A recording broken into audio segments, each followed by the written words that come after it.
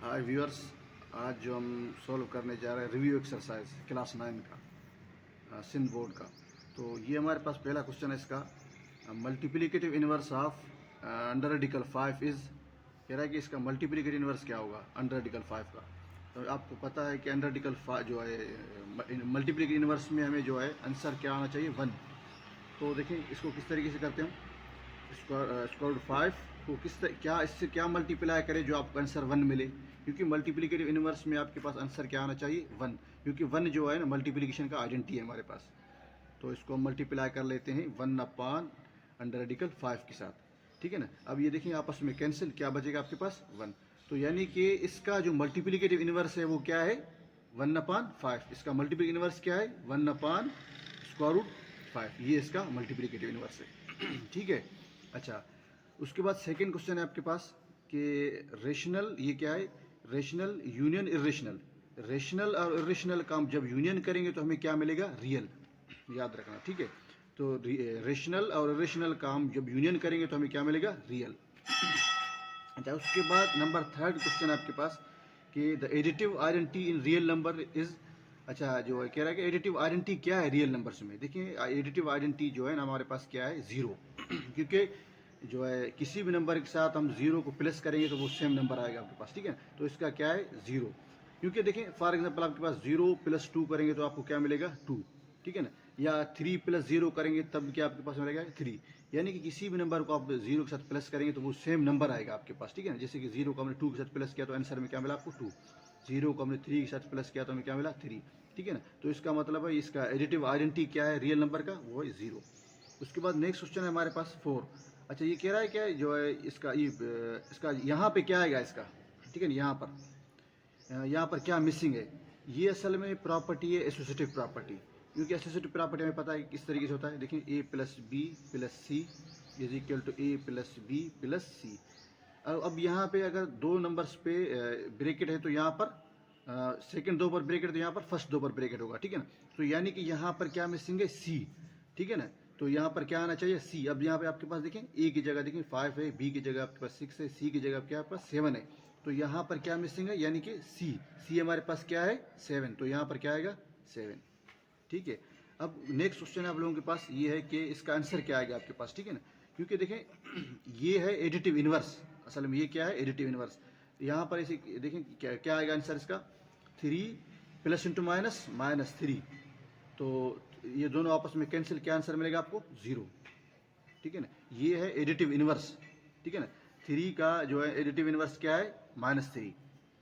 अच्छा, उसके बाद कह रहा है कि पाई, पाई क्या, pi is a dash number, ठीक है ना। पाई क्या है, रेशनल है इरेशनल है, ये बताना है आप लोगों को, ठीक है ना। तो पाई जो है ना एक इरेशनल है, क्या है, इरेशनल।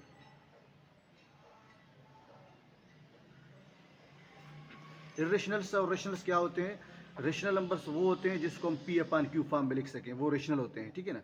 अब इरेशनल क्या होते हैं जिसको हम P/Q फॉर्म में ना लिख सकें।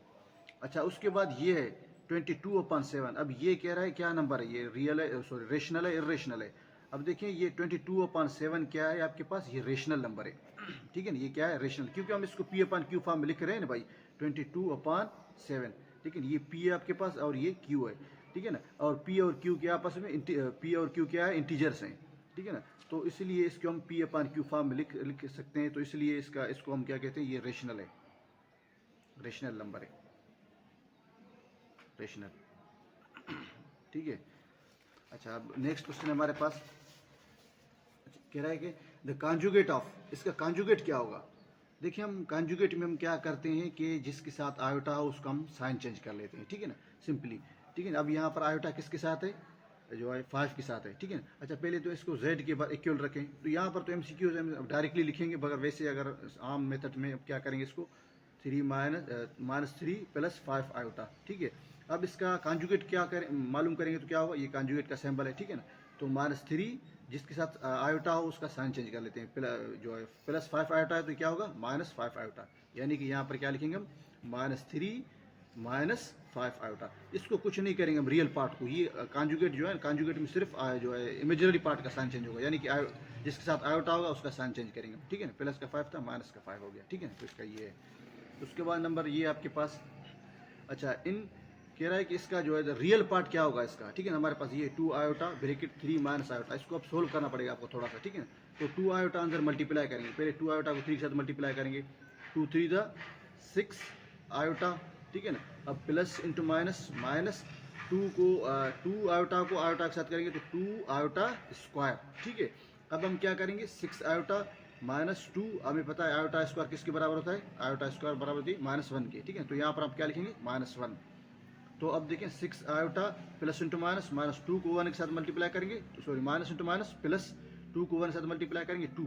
अब देखिए इसमें रियल पार्ट क्या है आपके पास, रियल पार्ट उसको कहते हैं जिसके साथ आयोटा ना हो, ठीक है ना। और इमेजिनरी पार्ट वो होता है जिसके साथ आयोटा हो, ठीक है। तो रियल पार्ट क्या है यहाँ पर 2, ठीक है ना। तो ये इसका रियल पार्ट 2 है हमारे पास। अब उसके बाद आपके पास ये सवाल है, कह रहा है कि the product of 2 complex numbers, ठीक है ना, A comma B and C comma D. देखिए ये है फार्मूला आपके पास, देखिए ए कामा सी और सी कामा डी, ये एक फार्मूला है, ठीक है ना। 2 कॉम्प्लेक्स नंबर्स को मल्टीप्लाई कर लेते हैं, उसके लिए क्या फार्मूला है, ठीक है। प्रोडक्ट कहते हैं मल्टीप्लाई को, ठीक है ना। तो यहाँ पर क्या होगा, देखिए इसके लिए फार्मूला ये कि A C minus B D comma फिर B D A C minus B D comma A D plus B C, ये फार्मूला इसके लिए, ठीक है ना। अच्छा उसके बाद नेक्स्ट हमारे पास क्या है, ये